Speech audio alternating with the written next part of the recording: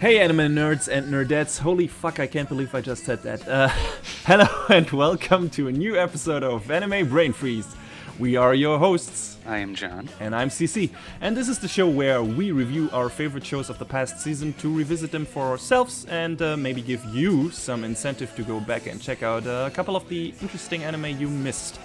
But first, just like last time, we dive into our trash stash and tell you which series from the previous season are probably not worth your time because they definitely were not worth ours.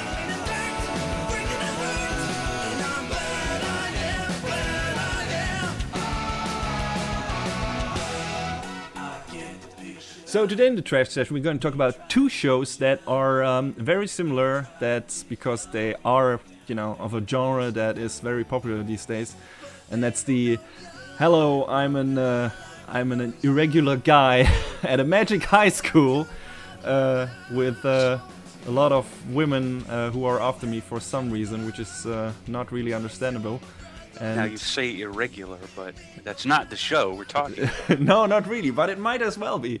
No, so the first show that we're going to talk about from fall season 2015 is the Asterisk War, the Academy City of the Water. And the setup for this one is very basically a meteor storm caused a disaster during the 20th century.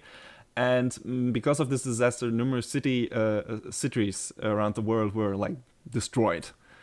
But in that meteor, there was a new, source of energy, an element, I believe, and they called that mana. Very creative name for basically a magic source.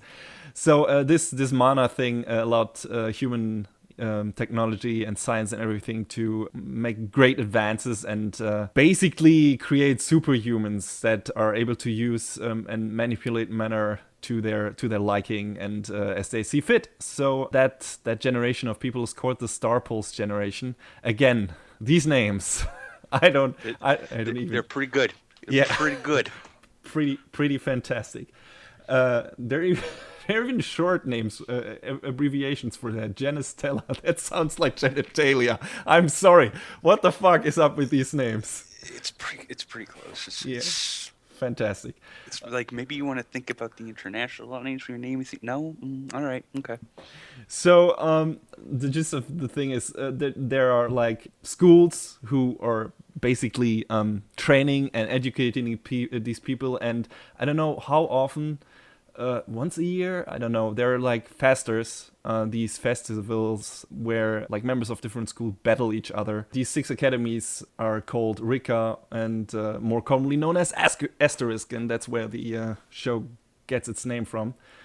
And yeah, this show is basically about this newcomer called Ayato Amagiri, who is transferring into his new school, Seitokan Academy. And he is trying to find out what happened to his sister, who I think died in. Is it clear that she died or did she just disappear? I'm not. I don't remember. I don't remember being very clear. Well, whatever. He's trying to find out what happened to her because he knows it has something to do with the school, and so that's the setup for the show. And of course he. As these kinds of shows goes, he picks up that something that floats off of a window that turns out belongs to a beautiful girl. Her name is Julis, and of course he stumbles on her getting dressed. Yep. When trying to return it. Whoop-de-doo, I saw a girl's boobs, and now I'm in trouble. And of course, in classic tsundere fashion, she challenges him to a duel first and tries to kill him, in quotes. I don't know if that's really soon so much as it's just, I'm going to straight murk you for looking at me naked. Yeah. You know? Yeah, but that's, I don't know. Would you say that's the typical tsundere reaction, at least when it comes to these kind of tropes? It's I'm going to beat you up. You saw me naked. You asshole, and I hate you. And later on, but maybe I like you. But maybe not so much the single combat thing, unless if you want to go all the way back to Index, where Misaka almost kills Toma. Yeah. I guess. Yeah, it fits. She challenges Ayato to a duel first, to beat him up for seeing her naked, but then of course they become friends pretty quickly after you protect her from an attack by an unknown assailant, as this stuff goes. And yeah, that's basically our two main characters for the setup. And there's a manifold of other female characters that later turn on. Yeah, maybe they're in there to turn you on, obviously.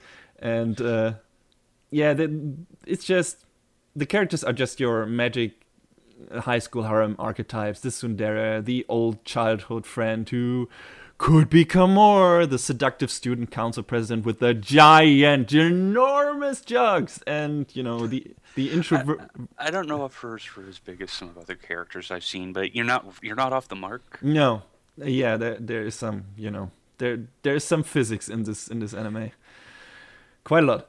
And yeah, you got the introverted, very polite sword master too. Like, you have seen those before. You've seen a lot of those characters before. And I guess that's my problem with this show, or was my problem. That's why I personally dropped it. I don't know about you, but all of this has been done so many times. And I know this is a bit hypocritical because I'm a big fan of shonen anime, and you got the same archetype and character tropes and plot developments in those show again and again too. But I don't know, just the harem stuff, and where this girl is an option and this girl is an option, and it has to be in there because you are the self-insert character. That's why the main character is such a bland cardboard cutout who, for some reason, is good as everything because you're supposed to be that character. There's so many other shows that are worth mentioning right now. Yeah. Just because of that. Yeah, exactly. I mean, there's more than this, but there's just two that just immediately pop into mind. Which would be Sword Art and and Mahoka. Oh yeah, Mahoka. Oh my god. That's a bit aside. We're gonna have to do a Sword Art cast so that the both of us can air our grievances about it. Oh yeah. Oh, so many grievances. The whole show is a grievance in itself. Yeah. But yeah, for another day. But yeah, that's what put me on there. Like, there's all of this has been done, and the show doesn't deliver enough interesting developments or story setups to make up for the lackluster character roster. Like, Yeah. there's not enough new stuff in there, or it doesn't get there quickly enough. Like, what happened to Ayato's sister? What is the higher mystery? What is the conspiracy? It's just, it wallows too much in the well, now we have to, tell you about this character you already pretty much know about everything about, because you have seen that, archetype so many times before in these kind of shows. So It kind of makes me wonder if they even got to it with this particular season, because there was another season of it coming up. I think it's either spring or summer this year. Oh yeah, well, figures. I guess it's based on a light novel again, I think. So, which is surprising that a light novel adaptation would get more than one season in this day and age. You think? I mean, Sword Art Online was also based on a light novel, and that got Sword Art Online was also far more popular and successful. I don't have the numbers on Asterisk, but it feels like, well, this is a show that caters to that specific market that drives a lot of anime sales. Although, to be fair, an LN adaptation that I actually enjoyed, Log Horizon, it got a couple seasons as well. So I guess there are exceptions to the rule, but as far as I've seen, 9 times out of 10, if you got a light novel, you're just going to get the one season out of it. Okay. Or spin-offs, like maybe in case of Index or something. That might happen as well. Oh, don't remind me, because I still want Index 3. Well, maybe it will happen. We'll see. But yeah, that's basically it. Too generic for me to stick around. I mean, and the problem with this show and the other one we're going to discuss is they both have some really good members in, like, the not the cast, but behind the scenes doing the writing and directing and music, which is kind of a letdown that these shows just kind of turned out to be very eh. Yeah, just meh. I mean, the first, you said, like, the staff has good people in it, and you see that in the first episode. I mean, the show which is why I feared for Erased. Like the show is produced by A1 Pictures, and it falls into the typical trap that the first episode looks fucking amazing. It's really good looking. The colors pop. The characters are on model. The animation is fluid and everything. It's very shiny. There are a lot of effects. There's a lot of effects work in the first episode. It looks really good, and it really like, oh, okay, so this is this typical Harem High School show, but at least it looks great, which I can't really say for Mahoka, which would put me off of that show too, besides all the other shitty stuff that was in there. But yeah, Madhouse, I don't know what they were doing with that show. Yeah. I wonder, because I think those light novels were popular too, and one would think that they would get a bigger budget for that, but apparently they didn't. But A1, at least for the first episode, and this one, Asterisk, looked really good. I was like, oh, okay, if this keeps, if this keeps the quality up, I might stick around, even if it's a bit generic. But then later on, the episodes started looking worse and worse, and I was like, well, now there's nothing here for me to stick around, not even animation wise. So yeah, but because like I said, the staff, one of the directors worked on some shows that I really enjoyed, like Horizon on the Middle of Nowhere. Saki apparently had a little bit of a hand in Mahoka, which I don't want to say maybe that could be some of the issue. I certainly hope not. I think the issues with Mahoka lie elsewhere, at least in parts, and it was more, I don't know, more unnerving and more more disgusting in certain parts, and more on the nose in its flaws than Asterisk. Asterisk is not Asterisk is meh. Mahoka was infuriating. Well, yeah, because you had Cardboard Cutout Kun as your main character. Yeah, Ayato has at least some kind of character and agenda that you can relate to. I mean, he's trying to find out what happened to his sister, and he likes his sister. He maybe even loves his sister in a not so healthy way. But yeah, you can at least kind of understand that. Cardboard Kun I couldn't fucking relate to at all. He's a Jesus Christ. But what an ass.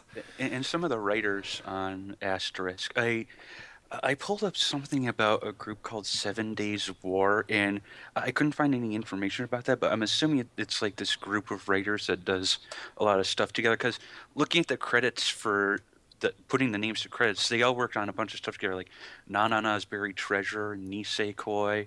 One of them worked on like the Monogatari series. One of them worked on Overlord. So, oh yeah, I liked Overlord quite a lot. Maybe I'll talk about that once the second season hits, if it does, because yeah, that was a surprise for me. I didn't expect that show to be as good as it was. Yeah, I don't know, anything you want to add to Asterisk? What maybe the show needed to make you stick around, or why you dropped it? No, I think you kind of hit on all of the beats pretty well, because it was just generic magical academy show, and it had an appealing visual design and whatnot, but that wasn't enough to really keep me around. Yeah, understandable. Same for me.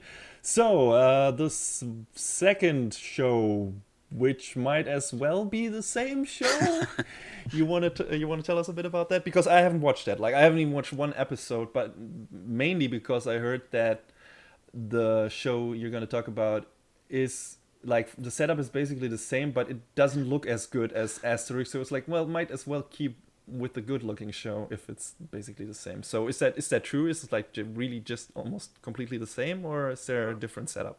Well, the show, the name first off is I don't remember the full Japanese names, but it's a Chivalry of a Failed Knight in English. It's Rakudai Kishi. Like I said, the full Japanese name escapes me at the moment, but it was animated by our friends at Silverlink, who their work is up and down as well. Mm-hmm. It's as far down as Chaos Dragon, but the one that's deep down. That's deep down, a very deep well, filled with shit. But probably their highest quality work as of late was a show called Fate Collide Liner Prisma Ilia. which I know you weren't super big on because, it was just a goofy, stupid spin-off of the Fate series, and I can see where you'd get that opinion. Yeah, well, I wasn't really down on it. I was like, just, well, okay. I'm not the super Fate fan. I like Fate, but I don't think I need to watch a spin-off. Didn't have to do anything with it being goofy. Where it's like, no, if it's not like part of the main storyline and anything, I just don't need to watch it. But that doesn't mean that that it's a bad show or anything. It was just not in my field of interest. Fair enough. But yeah, Rakudai Kishi it's like copy paste.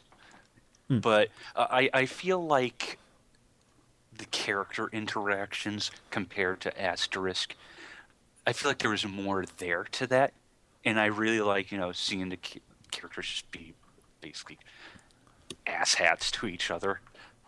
Because it got to a point where it's like it seems like no one can agree upon anything, and there's another show this season and I'm watching that's very similar, that has a very unreliable cast, but it makes it charming, I feel, for better or for worse. But yeah, Rakudai Kishi is just, again, forgettable. You could probably pass it over. Like, if you've seen One Magical Academy, self-insert show, you've seen them all.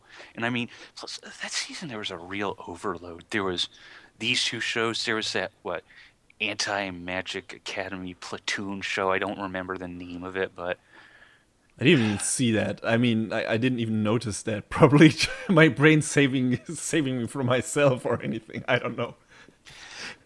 yeah, it just got to a point where it's like, do we need 3 of these in one season? And I chose to watch. Do we need 3 of those in 1 year? That's a question. I could do with once a year, if at all. But well. But again, Chivalry had some great talent and on the staff, like a couple of the directors, they both worked on Watamote, and oh man, that show, I remember watching it, and there were some parts where I was like, why am I looking in a mirror? It's because it was about a character who was very socially awkward and whatnot. But what else do we have here? Worked on a show that I really like, No Non Biori, very cutesy slice of life show. One of the directors did some work on Stardust Crusaders. Oh, well, there's a good show in the resume. And I think the other director is like one of Silverlink's in-house people, Shin Onuma, because they've also done Baka and Test, Dusk Maiden, and some other stuff as well. The show is written by a guy, Shogo Yasukawa, who's done some JoJo's as well. Familiar of Zero, Food Wars. A mutual friend of ours keeps trying to get me to watch Food Wars. I don't know if I'm interested in it. I heard good things about it. I mean, it sounds like it starts out like very, okay, this is just I don't know, people get naked by eating stuff, like it's comedy, but apparently it becomes a really good shonen battle show later on, pretty much in the vein of what was it called, Yakitake Japan. Oh, yeah. That's another one I've never watched, but I've heard about. So it's still on my backlog in terms of like, one day I might check this out, because enough people have told me that it's actually good and not just guilty pleasure. So yeah. The other big thing on Chivalry was that it's got music by one of my boys, Kotaro Nakagawa. So it's got a good soundtrack. But that aside, the sum of the parts wasn't enough to keep me going. Okay, enough of shows we dropped like a hot potatoes, and let's switch over to 2 shows we actually finished.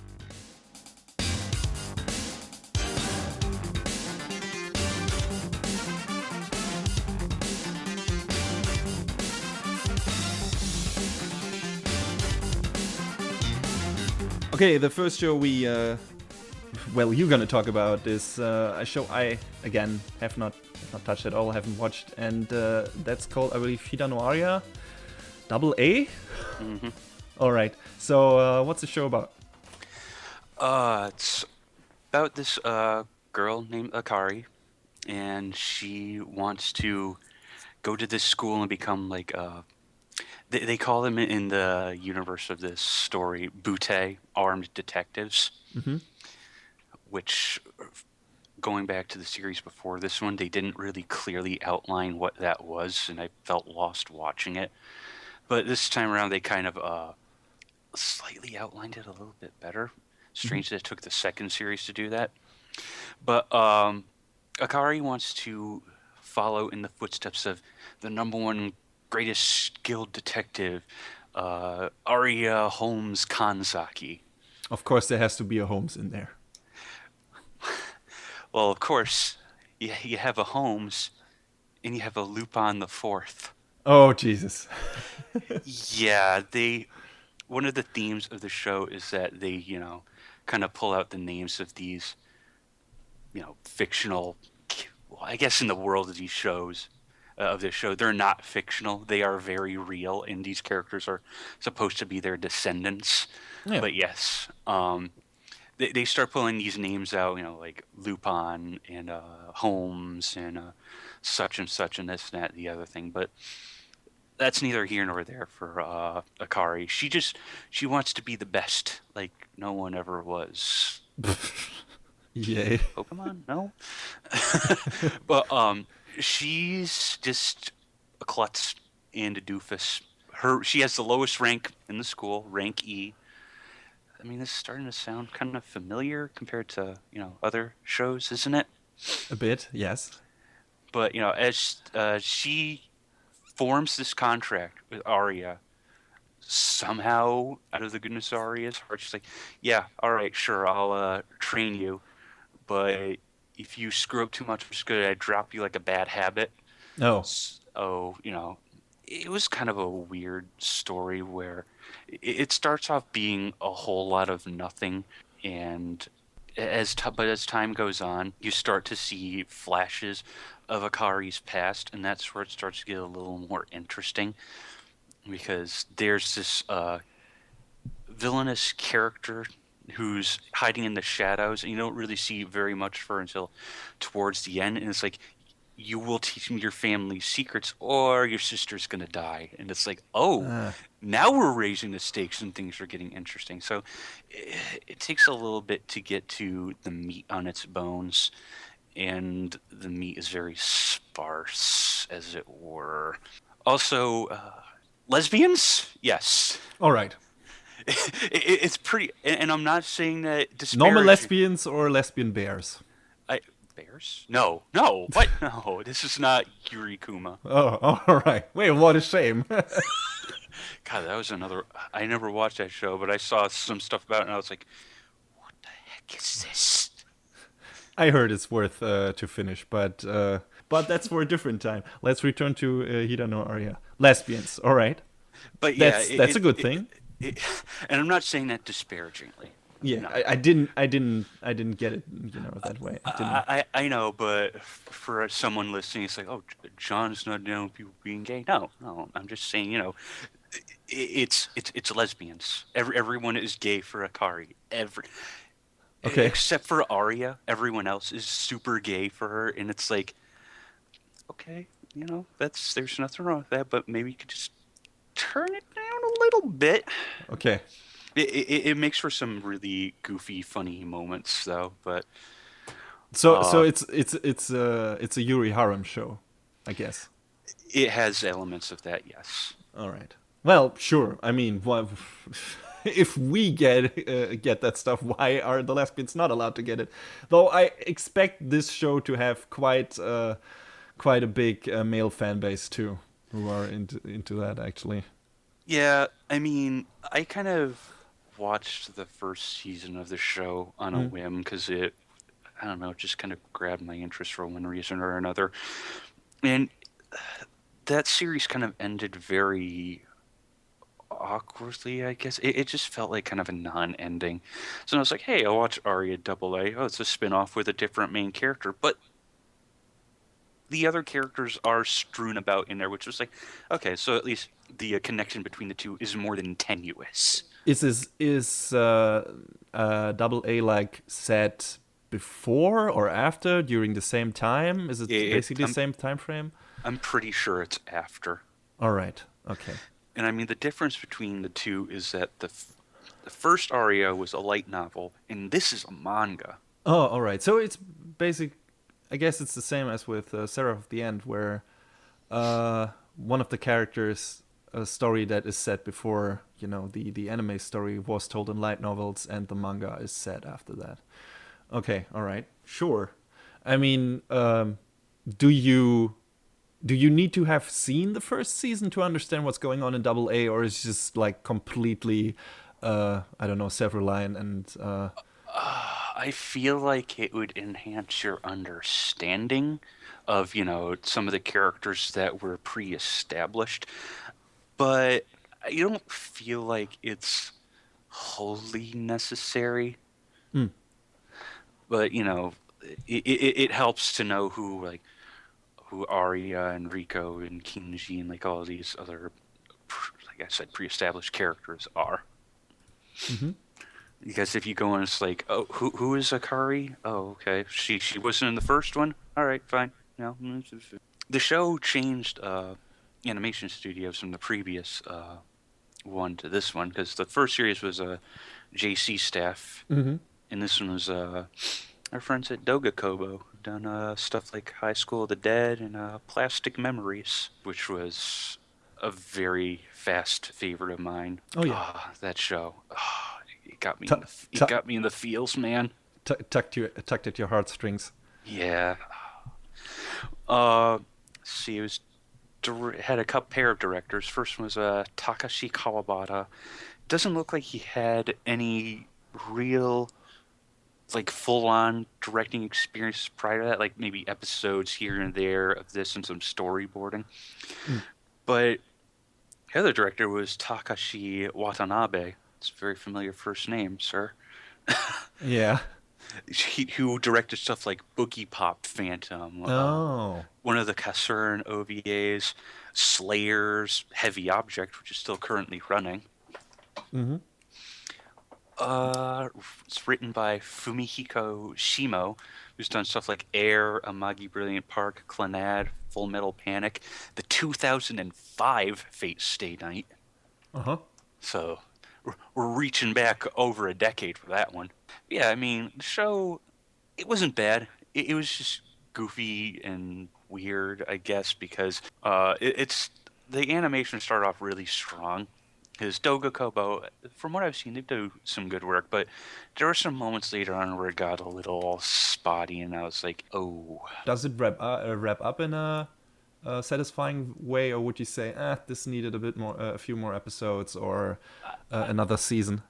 I feel like it wrapped up pretty well.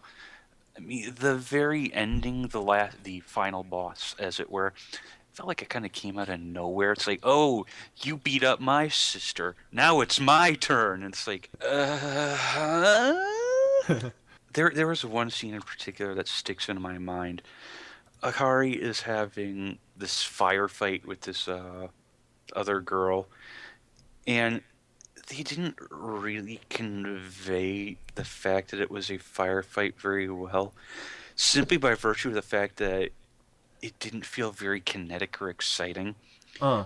I've played plenty of stop and pop shooters like Gears of War and Uncharted, and I feel like this somewhat applies to an actual situation, but when you're taking fire, what's the first thing you do? I don't know. You get to cover, right? Get to cover, and then you shoot back. Yes. Yeah.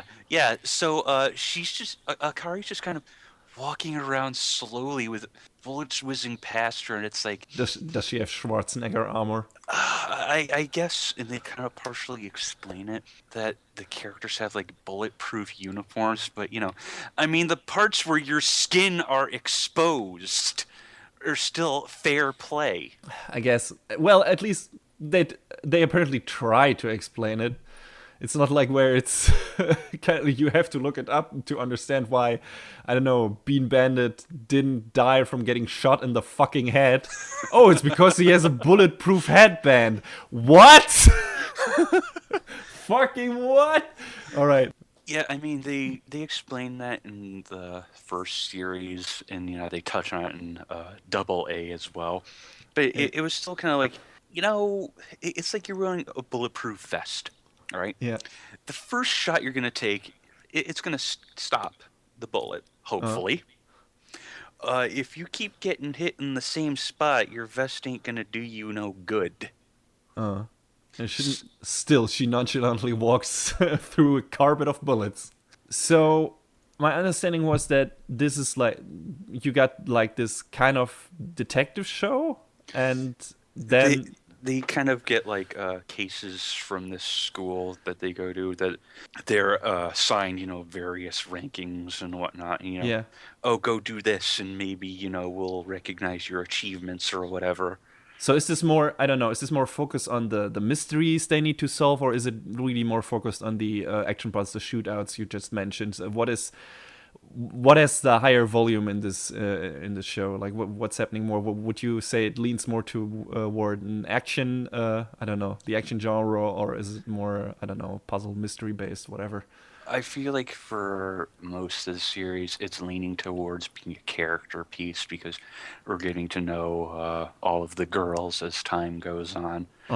But later on in the show, when Akari's dark past, is finally brought forth, and she has to confront this the villain, like I said, who was like, hey, give me your family's secrets or I'm going to murderize your sister. Then it becomes a bit more, hey, how are we going to resolve this sort of thing?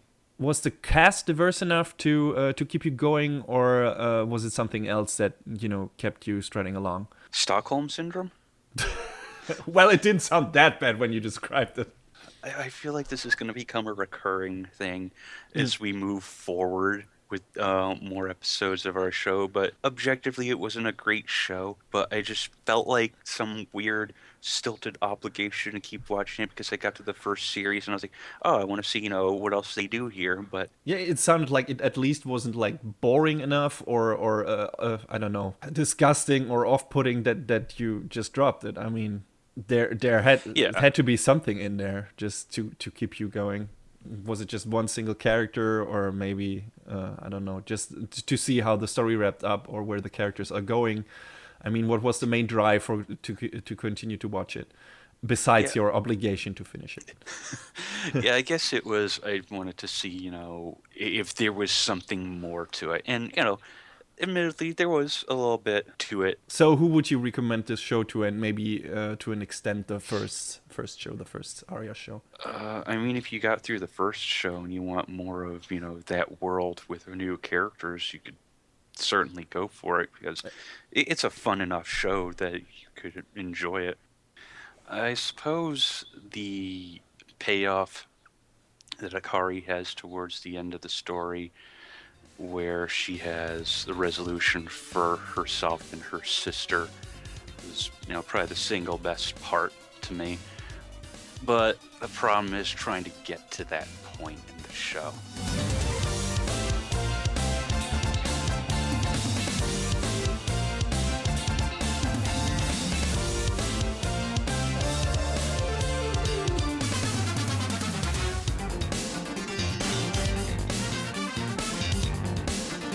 Alright, the show I'm gonna talk about today is, pretty of a, I don't know, came a bit out of nowhere, at least for me, because it's Blast from the Past, and that's Ushio and Tora, which was a pretty popular shonen manga in the 90s. Also, I don't know, it got an OVA, if I remember correctly, that came out in 1993. And I hadn't watched that, but I had seen pictures of it, seen pictures of the characters. And then then there was a trailer for a TV series that was coming up for summer season 2015, and the first season of Ushio and Tora wrapped up in fall, so that's why I'm gonna talk about it now. So the TV series was animated by Studio Mappa, which have done a lot of cool stuff, at least, well, stuff that I greatly enjoyed. For example, the new Garo animated series. At least the first season. I didn't really get into the second, but I liked the first season a lot.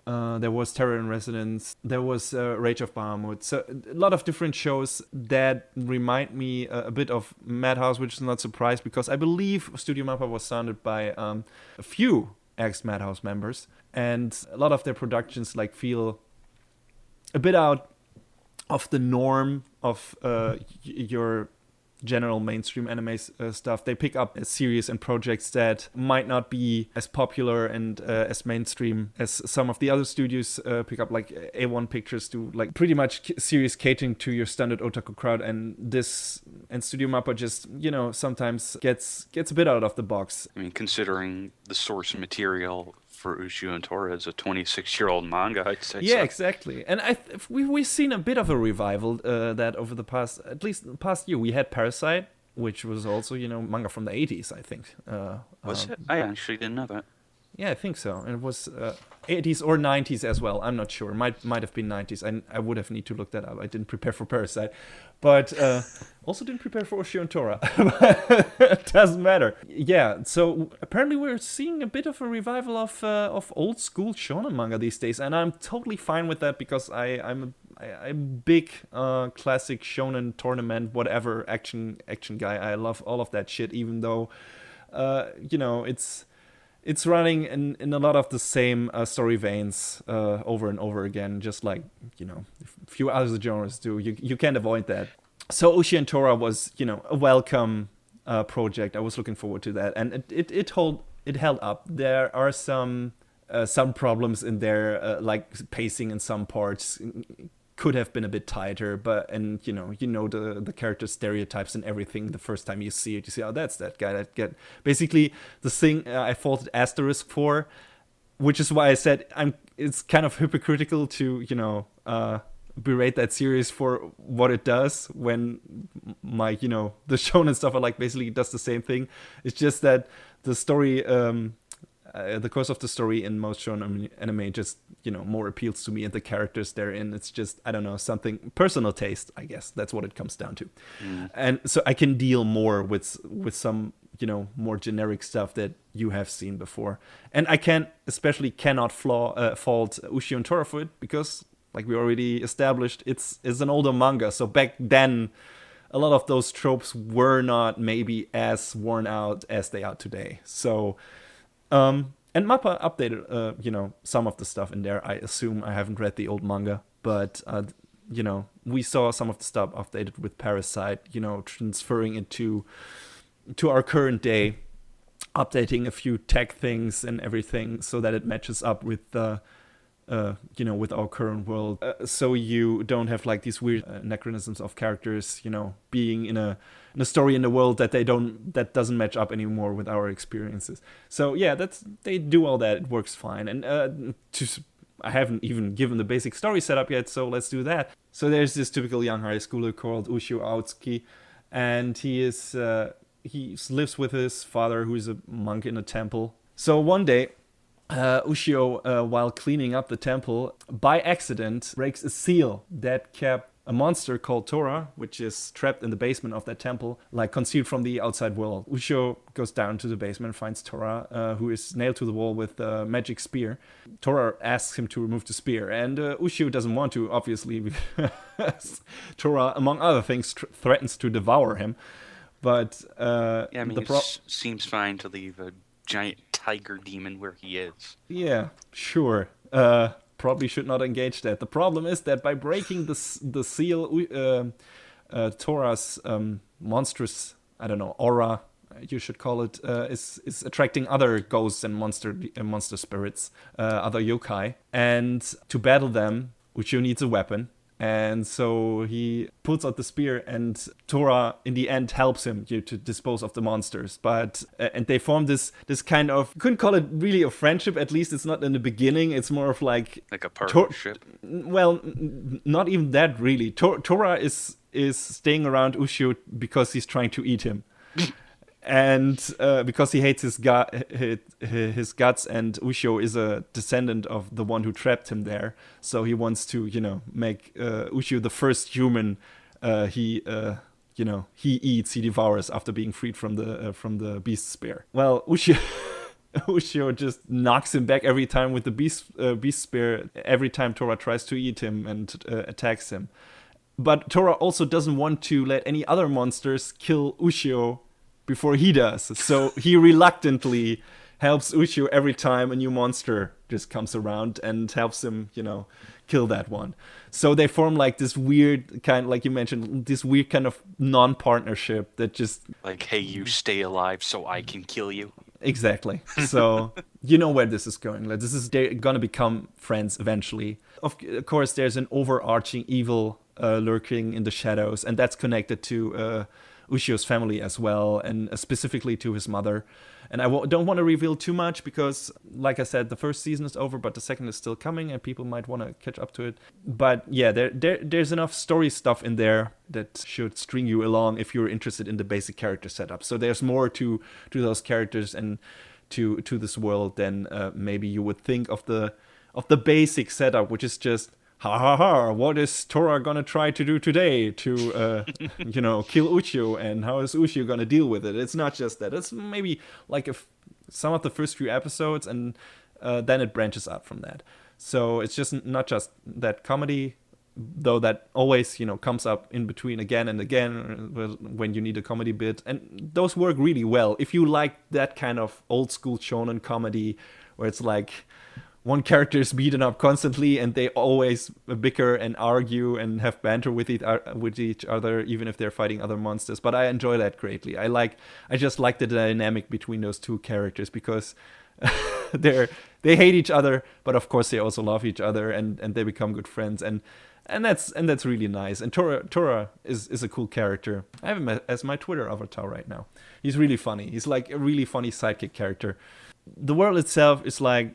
it's our time, but there are a lot of classic, just like Noragami, what we talked about in the last episode, there are a lot of classic ghost and monster characters in there that you maybe know from Japanese folklore, if you are a bit versed in that. Like, you got your Kappa, you got your Kamakiri, your I don't know what they even are. Are they weasels? I don't know.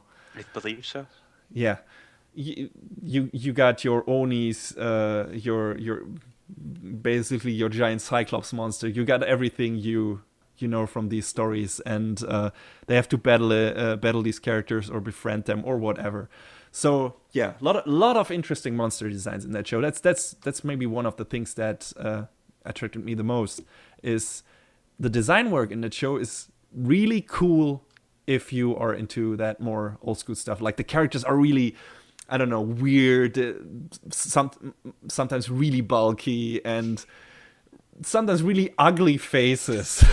So if you can deal with that, and I'm fine with that, that's cool too. Just it's super shonen, super masculine at times, and but it's fun. It's really entertaining. It sounds like it very strongly embraces its roots. Oh, it definitely does, and MAPPA does its best to like honor that. And the show has the right director for this kind of stuff. Satoshi Nishimura. He worked, well, among other things, on Dragon Ball. He has mainly done storyboards. I think his big directing gig besides this one would be Hajime no Ippo. Looks and like of course, he did some direction on Trigun as well. Like I said, mostly storyboard stuff. And his big two things apparently are, this one and Hajime no Ippo. And I also love Hajime no Ippo, and that's also a very dynamic show. Very, very nice editing with the action and everything. Great camera work. And Ushio and Tora is the same. Like, the action in that show is top notch. And even though the animation quality is not that consistent in some parts, it always is on a very good level. Sometimes it really shines, and sometimes it's just good, but it's definitely always good. Sometimes it's supreme. Sometimes it's really great action, and I don't know. That's definitely something that I always look to in MAPPA shows, and this one didn't disappoint in that regard. Well, so long as it stays out of the realm of being painfully bad, I think you're set. Yeah, it definitely does. Like I said, I haven't read the manga, and the mangaka Kazuhiro Fujita hasn't done anything else I've seen or I've heard of. This one I really like, and I'm looking forward to the second season. Favorite characters are probably like I said, Ushio and Tora they're just a great lead character pair, and the show doesn't like stay in the same location all the time, which is also cool. They're after a few episodes they basically go on a world tour because they're trying to find Ushio's mother for a specific reason, also driving the story in a specific way. You get to see a lot of different locations, and Ushio meeting new people, and they're also trying to get to how the demon spear was made and how that's all connecting to the big evil that's pulling all the strings in the background. And like I said, the show is going to some interesting parts, and even though there's some filler material in there, it's not too much to lose track and to make you lose interest. So yeah, it's very, very, very well paced for the most part, and I hope the second season holds up that mark of quality. So if you like your basic shonen stuff like Dragon Ball, like I don't know, the old Hunter x Hunter show, like Bleach and all that stuff, if you're into that and also into a bit of dated comedy maybe, then sure, check it out. It's like it's one of the best shows so far, in my opinion, in that genre. Highly entertaining. If you can deal with stereotypes you have seen in this genre, if you can deal with this show not deviating too much from that, you should be fine. And I definitely, as a big shonen action fan, I can only highly recommend it. It's really entertaining. There's not that much meat to that show, but there's enough there to keep you going if you are an action buff. So. Hey, every so often you need something that's a little bit of a blast from the past. Like a while ago, I started watching SPT Lazener. I haven't gotten around to finishing it, but sometimes you just need a classic 80s or 90s story. Yeah, and I mean the animation is current. It's current standards of quality, and so if you are not into that old stuff animation wise, you still get some of the new stuff in there.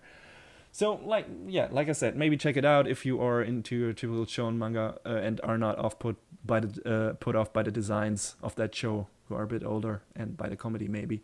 Definitely looking forward to more, which is coming, I believe, in spring season. So I'm definitely gonna talk more about Ushio and Tora once that wraps up, and hope that show gets a good ending.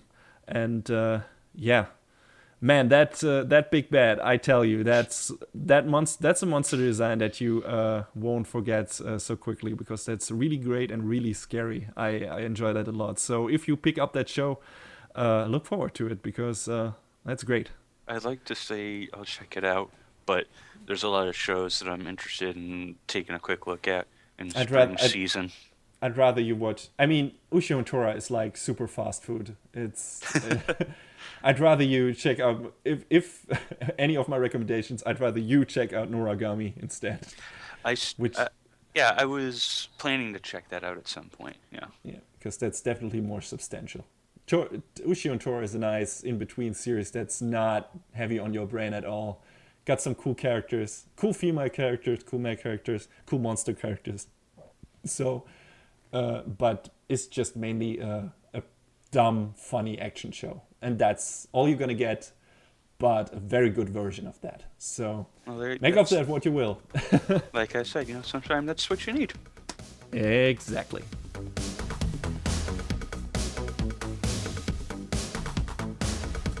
And that is a wrap on the third episode of Anime Brain Freeze. All the music in our show is from the Double Dragon Neon soundtrack by the amazing Jake Kaufman. Please go to vert.bandcamp.com and check out his work, it's awesome. You can find us on YouTube, Twitter, and animebrainfreeze.com. Leave us a comment anywhere you like, or write us an email. The address is animebrainfreeze@gmail.com. Thanks for tuning in. We hope you had a good time, and please join us again on our next episode. Hopefully you'll talk about someone that's slightly better next time. See ya. Adios.